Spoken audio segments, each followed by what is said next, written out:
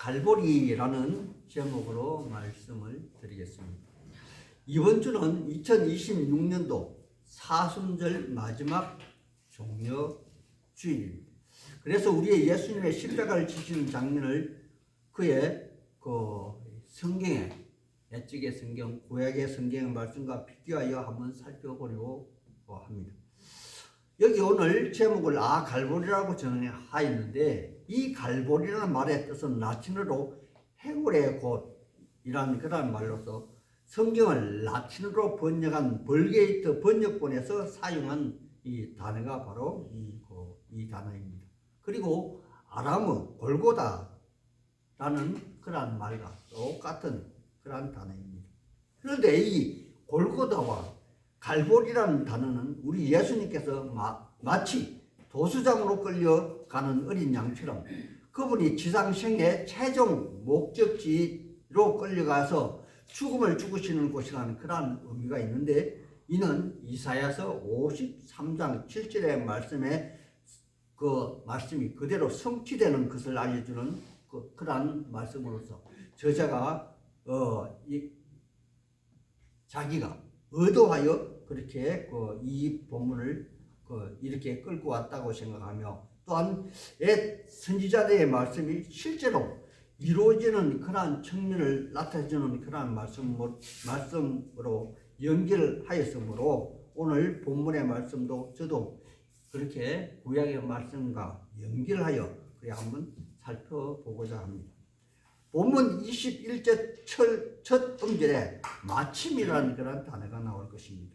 이 단어는 우리 식으로 하면 우연히, 즉 우리가 구약 성경 룻기서를 보면 전체 일어나는 사건마다 정말 우연히 연속으로 일어나는 그러한 일들이 있는데, 이는 사람이 계획하지 않았고 의도하지 않았으나 하나님의 섭리에 따라서 구원의 여정에 동참하게 되는 그러한 단어로 사용되는 그러한 단어로 보시면 될 것 같습니다.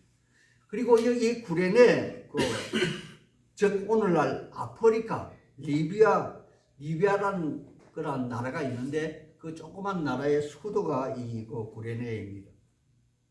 이 구레네 시몬이라는 사람이 아들이 둘이 있었는데, 하나는 알렉산더고 하나는 루포라는 청년의 아버지로서 그분이 마침 6월절 절기를 맞이해서 10월에서 예루살렘 성전으로 들어가서 6월절 지키려 가는 길에 정말 우연히 길가에서 십자가 형태를 지어가는 죄수와 로마 병정을 만나게 되었고, 또 지난밤 그분이 잡히시던 밤에 몹시도 시달리고 괴롭힘을 당하여 기진맥진한 당사자 예수님을 대신해서 로마 병정에 의해서 억지로 형틀을 치고 골고다 곧 갈보리 언덕을 오르게 된 것을 서술하고 있습니다. 이들은 뒤에 사도 바울이 기록한 로마서 16장 13절에 보면은 주 안에서 택함을 받은 루프와 그의 어머니에게 문하라, 그의 어머니는 곧 내 어머니라, 그렇게 바울 사도가 기록한 것으로 보아 아마 바울 사도의 복음사에게 기대한 영향을 미치는 그러한 복음 전도자 중에 한 가족이었음을 말해주고 있습니다.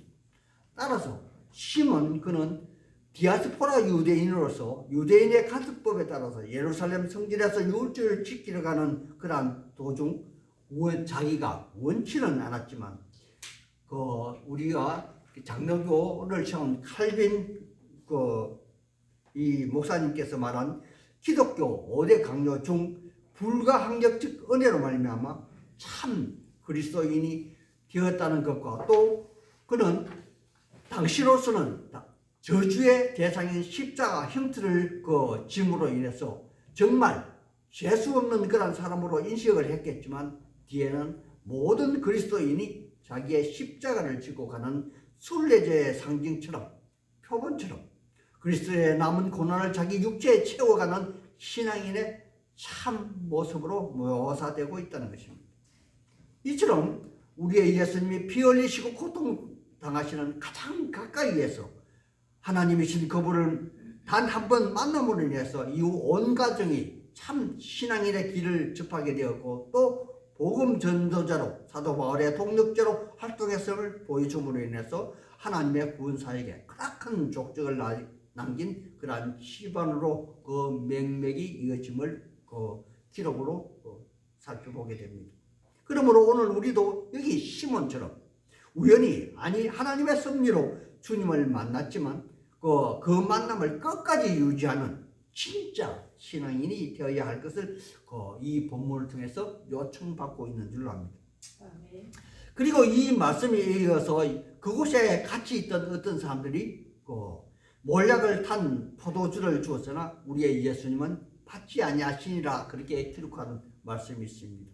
이건 역시 우리의 예수님이 직접 말씀하신 말씀인 마가복음 14장 25절의 말씀으로 하나님 나라의 새 것으로 마시는 날까지 세상에서는 더 이상 마시지 않겠다는 그러한 말씀을 이루시는 그러한 말씀으로 표현되고 있습니다.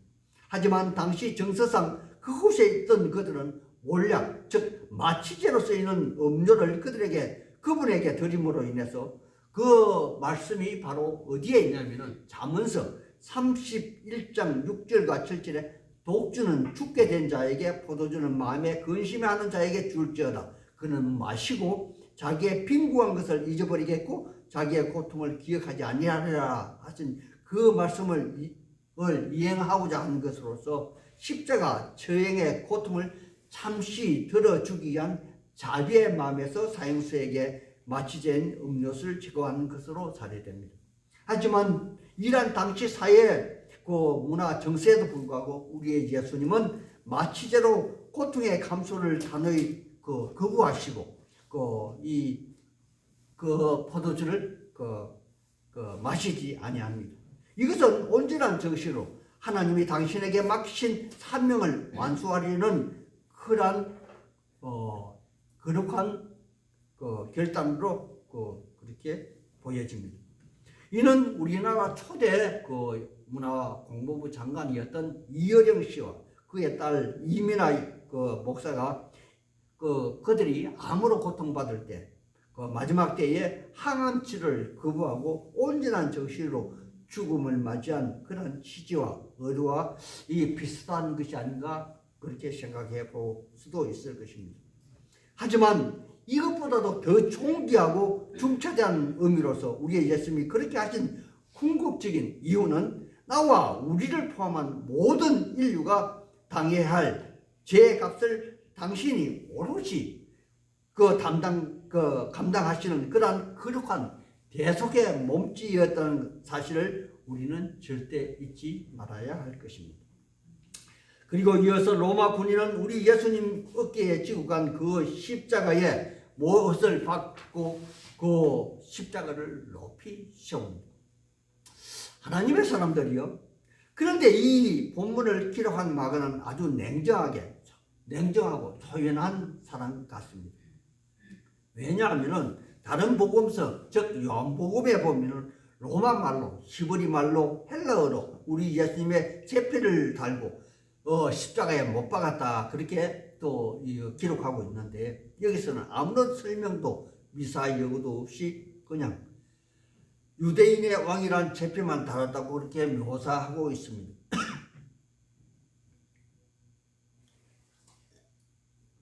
그리고 그냥 그 십자가에 못 박았다라는 말뿐으로 정말 어마무시하게 아주 절제된 단어로만 기록하여 아무 말씀도 덧붙이지 않음에 이 사복음서 중에 가장 먼저 기록된 복음서가 마가복음이라 그렇게 학자들이 인정을 합니다.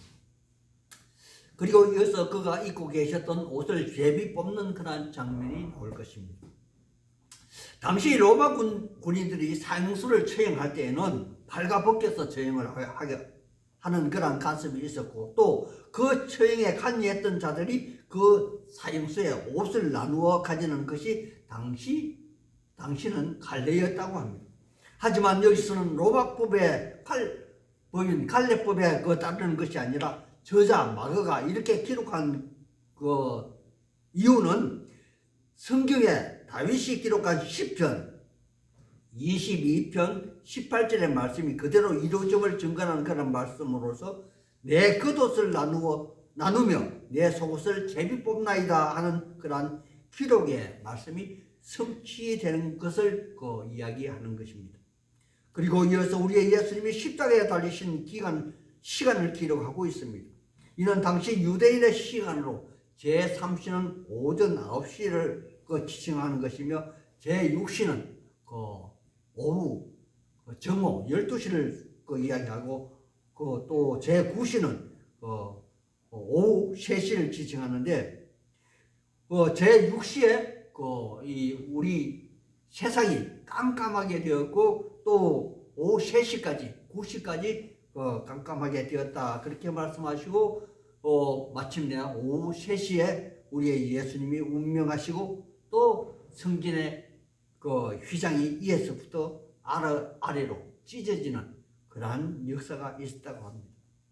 그리고 참고로 요한복음에는 예수님이 십자가에 달린 시간을 제6시로 그렇게 기록하고 있습니다.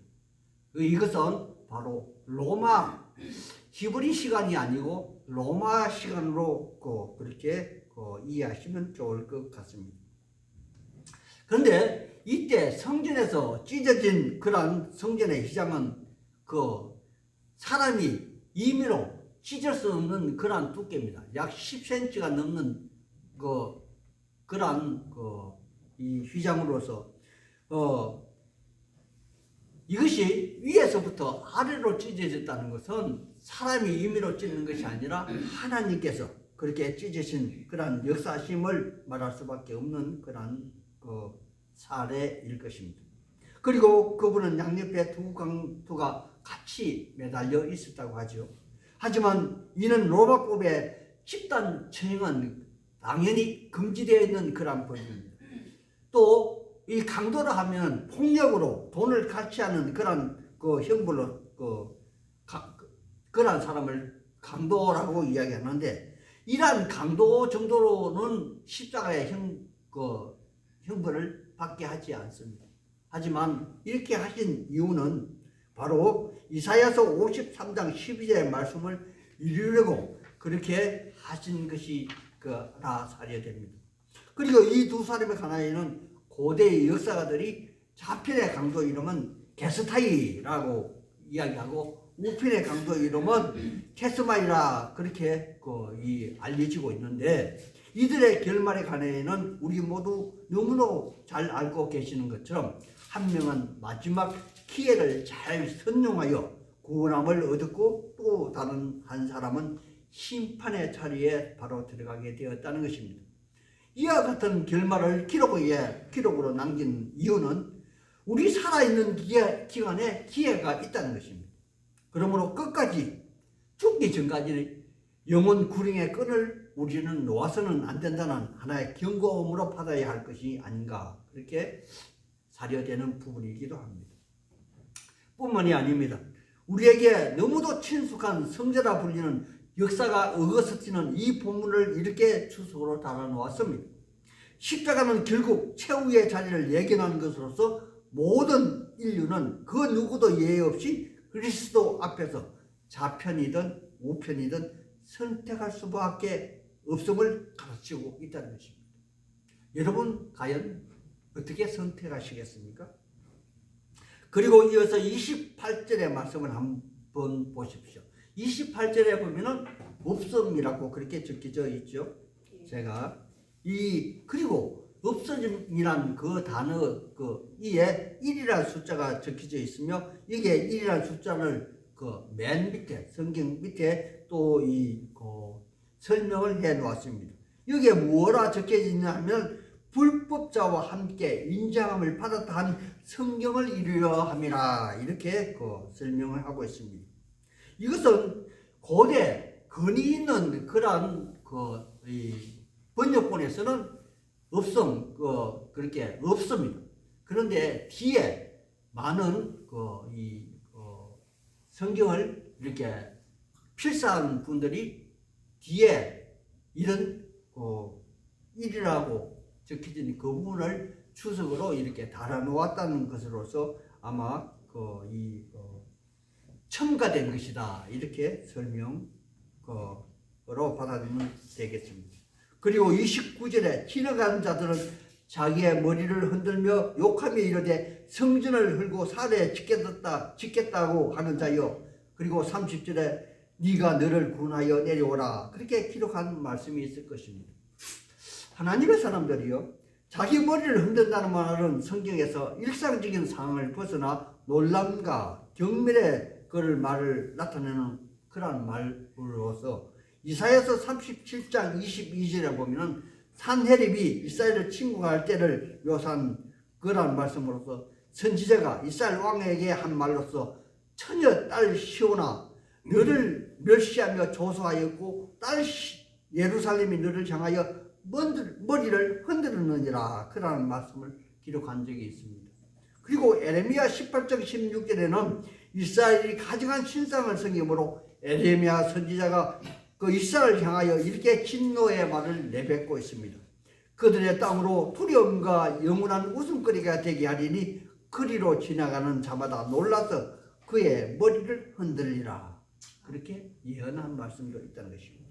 하지만 이렇게 성경의 예를 들지 않는다 해도 당시 그들의 문화에서 머리를 흔들었다는 것은 매우 강한 조롱과 멸시를 상징하는 그러한 말들이 될 것입니다. 하지만 여기 이 말씀도 시편 22편 7절과 8절에 나를 보는 자는 다 비웃으며 입술을 삐죽이고 머리를 흔들며 말하되 저가 하나님께 어떡하니 하나님이 구원하실걸?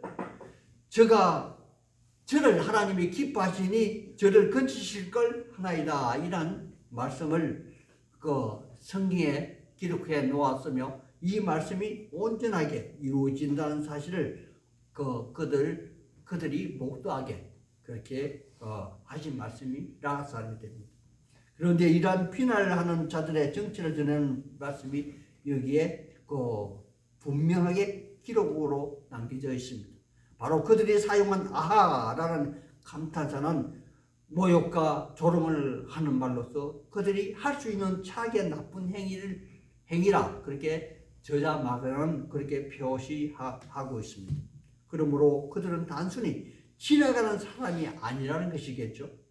그리고 이어서 기록된 말씀으로서 성전을 헐고 살에 짓는 자여 라는 말을 덧붙임으로써 그 말을 내뱉은 자들은 앞에 마가복음 14장 58절에 거짓 증인들이 예수님을 고발한 내용과 일치하는 그런 말이라는 것이며 또 이들은 대제사장의 집에서 거짓 증언한 자들이거나 아니면 그의 말을 듣고 함께 동조한 자들이 분명해 보이는 것은 어쩌면 당연한 우리의 추측으로 생각되기 때문인 것입니다. 그리고 그들의 최악으로 도저히 입에 담을 수 없는 말을 이어지게 됩니다. 아마 그들은 이 말을 하면서도 이 말의 뜻을 잘 알지 못했을 것입니다. 무슨 말이냐 하면은 네가 너를 구원하여 십자가에서 내려오라. 내가 평소에는 남을 구원하였으되 자기를 구원할 수 없는가? 이스라엘 왕 그리스도여 십자가에서 내려와 우리가 보고 믿게 할지어다. 이렇게 저주하고 욕을 하는 부분이 있을 것입니다. 하나님의 사람들이여 이는 우리 예수님이 당시 자기 자신의 정체성을 깨달으시고 광야에서 40일 금식하시고 이어서 마귀에게 3가지 시험을 받으실 때 그때 마귀가 시험한 내용과 같은 맥락의 그러한 말씀이 아닌가요? 그들은 처음부터 우리 예수님을 인정하고 믿으라는 그러한 의도에서 이런 요구를 하는 것이 아니라 예수님의 무능력함을 증거로 삼고 자기들이 선한 일을 향한 것을 합리화하기 위한 그러한 변명거리를 만들고 있을 뿐이라는 것이겠죠. 하지만 만약 그들이 원하고 바라는 대로 우리의 예수님이 그의 능력을 보여서 십자가에 만약에 내려오셨다면 그분이 하나님이신 것은 그들에게 증명이 될지언정 우리의 구원과는 아무런 관계가 없는 일이 될 것이기 때문에 우리의 예수님은 역설적이지만 십자가에서 죽임을 당하셔야만 하는 그러한 이 사명을 가지고 오셨기에 구원자가 되시기 위해 그분은 이러한 그들의 요구를 도저히 받아들일 수 없는 제안이었으므로 내려오시지 않았다는 것입니다. 따라서 이렇게 조롱하고 욕하는 자들은 결국 사탄의 졸개로서 최후의 순간까지도 그들의 뜻을 관철시키기 위해서 사탄은 어리석고 아둔한 자들로 여기서까지 우리 예수님의 구원사역을 방해하려는 그러한 의도로 의도된 수작으로 사탄의 하수인으로서 그들을 사용하고 있다는 것입니다. 하나님의 사람들이요, 이런 관계는 오늘까지, 아니 우리 예수님이 재림하시는 그 순간까지 사탄의 계계는 멈추지 않을 것이며, 오늘 이 시대 그 교회 시대에도 수많은 그 이단들이 사탄의 졸개가 되어서 그 세력을 넓히고 있는 것으로 보여집니다. 예를 한번 들어볼까요? 마리아는 예수님의 육신의 어머니이시므로 당연히 우리의 작은 많은 죄들을 용서할 권한이 있다고 그렇게 주장하는 자들이 있습니다. 누군가요? 또 하나님 아버지는 계신데 왜 하나님 어머니는 아니 계신가? 내가 곧 하나님 어머니다, 그렇게 주장하는 그러한 사람도 있습니다. 또한 내가 곧 보혜사 진리이며 나는 선생이다, 이렇게 주장하며 자기 밑에 12지파를 거느리고 세상을 어지럽게 그렇게 하는 그러한 자가 있으며, 또 한 번 죄사함을 받은 자는 영원히 회개할 필요가 없다라고 주장하는 그러한 이단들이 우리나라에 있습니다. 하지만 이러한 이단들은 우리나라에서 번성하는 그러한 이단이겠지만 세계 각 도처에 그들의 사회 문화 전통에 편성해서 기생하는 많은 무리의 이단들이 있을 것입니다. 이러한 무리들은 결국 사탄 마귀의 졸개로서 할 수만 있다면 구원받은 자들까지 미워가여 저 무주행 게한나 지옥으로 같이 들어가고자 인도할 것입니다. 여러분, 이단들이 자주 쓰는 말로서 구약과 신약의 말씀에는 다 짝이 있다고 그렇게 말하는 것을 아마 들어보신 적 있을 것입니다. 하지만 속지 마십시오. 구약의 말씀은 앞으로 이어질 예언의 선지자를 통해서 기록한 그러한 말씀이고, 신약의 말씀은 구약의 말씀을 근거로 신약이 그대로 성취되는 그러한 짝을 말하는 것을 우리는 모두 다 알고 있지 않습니까? 우리의 예수님은 이 땅에 당신이 선지자를 통해 전한 그 말씀대로 오셨고, 그 말씀대로 그대로 자신의 육체로 그 말씀을 성취하신 분이십니다. 이러한 올바른 지각을 가지고 분별력 있는 신앙인의 삶을 살게 되시기를 우리 주 예수님 이름 받들어 소망하고 축복하는 바입니다. 아멘.